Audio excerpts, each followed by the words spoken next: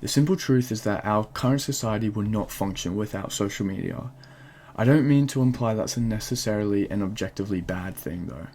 The introduction of social media to all corners of both our social and professional lives have increased the rate in which information can be spread. It allows for the connection of two people, groups or businesses to occur instantly despite there being a physical separation of any distance.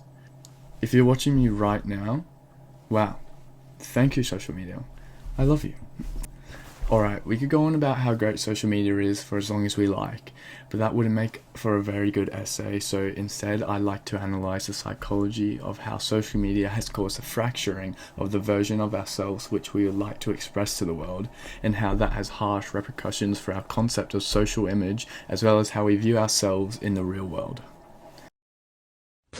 Before we can get into the fracturing of our self, I'd like to first go over into specifically what concept of self I'll be referring to and using to support my arguments.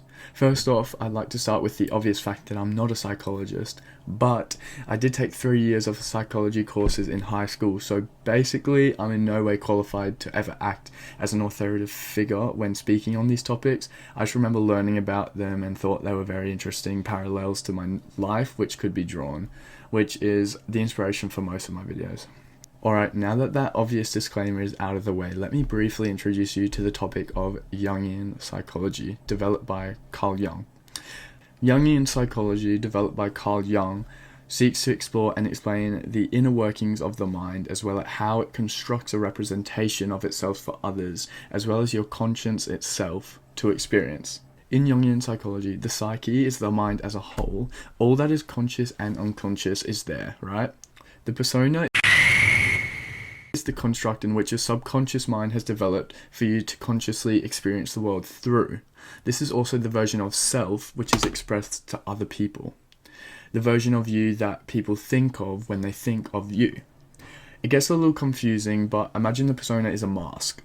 The mask sits just right in front of your subconscious, which is constantly working behind the scenes, developing thoughts, feelings, beliefs, and prejudices.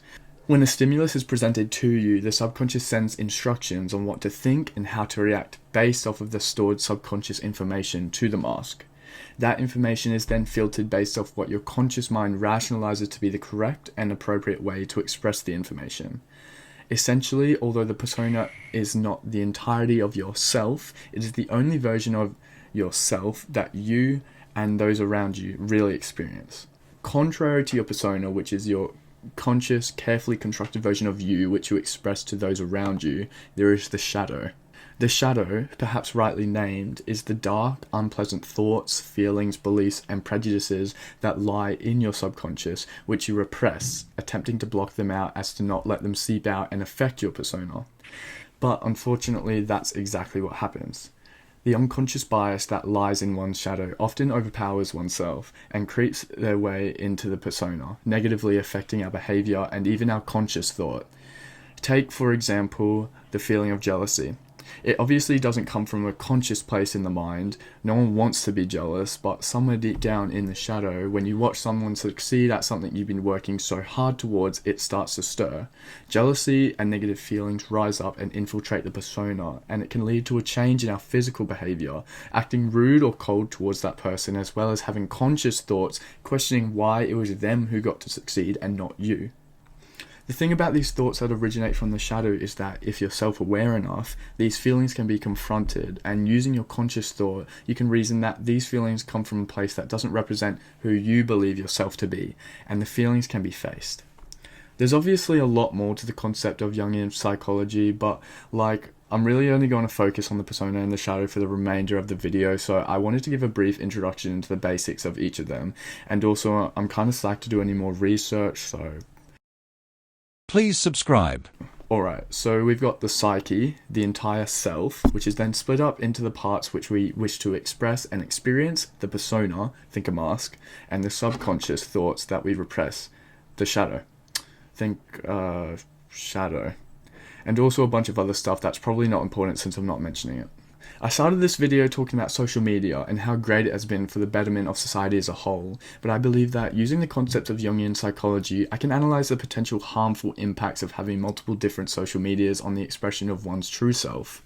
The average person regularly uses 6 to 7 7. social media platforms each month. The process of creating a social media account is simple, right? You sign up with a username and a password, you usually friend a bunch of people that you know, then you curate a post designed to influence others to think of you in a particular way. That sounds familiar, no? Manufacturing our behavior based off of what we deem as appropriate based off the current environment that we're in for others to see and build their own perception of us. Yes, this is definitely our persona. However, what I find interesting is that instead of our actual persona, which is directly piloted by our subconscious mind, the persona which we create on each social media platform is directly piloted by us. In that way, we are playing the role of the subconscious if the traditional archetype of Jungian psychology is to be followed. Picture, instead of just having a mask, which represents the persona, the mask now has makeup on it, as we are further manufacturing what we desire others to think of us. Now, instead of just having to see through one layer to get to our true selves, people must look through two. This issue is raised even further with the previous fact that people don't use just one social media, but instead they use 6 to 7. The desired result of posting onto different social media sites vary drastically, as well as the version of yourself that you would like to portray. For example, someone who has LinkedIn would aim to create a persona of someone who is professional, trustworthy, and hardworking. Therefore, the post that they are likely to put on that platform would aim to give them that impression. Then, when a potential employer would look at this constructed persona, they would have an image of said person which is professional. On the contrary, that same person may have Instagram. Obviously, the entire point of Instagram, even if no one is consciously willing to admit it, is to actively compete with all of your followers on who has the most desirable life. Every detail from your profile picture to your post to your public likes are curated in a way that oozes desirability. Therefore, if someone were to come across this constructed persona of this person, they would get the impression that your life is completely in order and full of absolute highs. Onto Twitter. Perhaps this person feels as if Twitter is the platform that they can truly express their political ideas without the need to sugarcoat them or alter them in a way which their persona would most likely encourage in any other environment. Perhaps their account is anonymous, or so they think. Perhaps this constructed persona is much less manufactured than the others, perhaps without a direct link to their true identity and therefore less risk that others would attribute their actions to them. They allow their shadow to influence their behavior much more than other times when they would have to worry about how their behavior would influence their public perception. However, somehow someone makes the link. They discover who this person is and this specific persona that they have allowed to manifest. Their perception of this person is going to be, well, not very good. Then we hop over to TikTok and the videos look like this.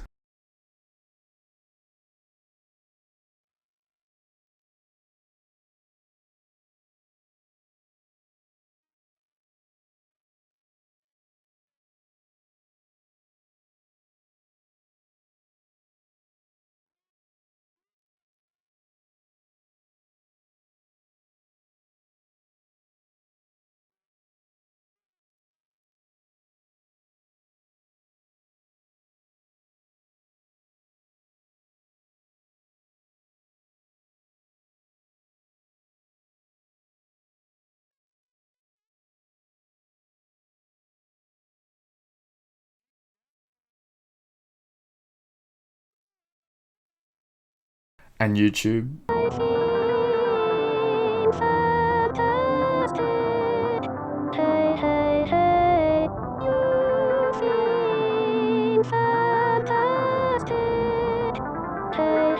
This is all to say, if any person came upon any of these accounts, their perception of this person would be extremely different compared to someone who came across any of the other accounts, even though all of these are run by a single person, who in turn has their own persona, which they use to interact with the real world. Due to this increase in social media platforms, people are essentially constructing tens of completely different and separate versions of themselves, fragmenting their persona, which already isn't an entire representation of their true self, in order to communicate themselves to a particular group in a particular way. Of course, this happens in real life too. When you go in for a job interview, you slightly alter your persona, expressing more traits which would be perceived as responsible. Then, you're with your close mates. You're going to once again switch your persona to something more laid back, perhaps closer to your true self. However, these different personas are not all worn at the same time, but instead they're switched between based off the environment and what behavior would be appropriate for it. However, have you ever had the mind-bending situation where you end up with two incompatible worlds colliding? Take, for example, when you're hanging out with your friend and then the friend's mum comes in and joins the conversation. Shit. Suddenly, simultaneously, you have two personas that you need to uphold. You need to somehow balance your laid-back demeanor, which your friend has come to expect, and also a respectful, serious, and attentive persona that would be appropriate for someone like your mate's mum.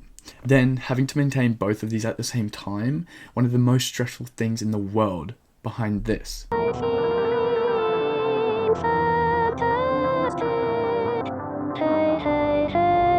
The same logic can be applied to multiple simultaneous personas that must be maintained while operating a multitude of social medias. Although the argument can be made that one does not use all social medias at the same time, the simple fact that all the personas are up on the internet, able to be perceived at all time, still stands. In this way, I guess the logic is actually opposite, as it is much more likely to cause stress to the perceiver, as there is a possibility that they come across multiple different accounts that belong to this one person, each with their own persona. This could cause stress, as the person would then have to rationalize all these separate behaviors, trying to decide which ones make up their true persona, if any.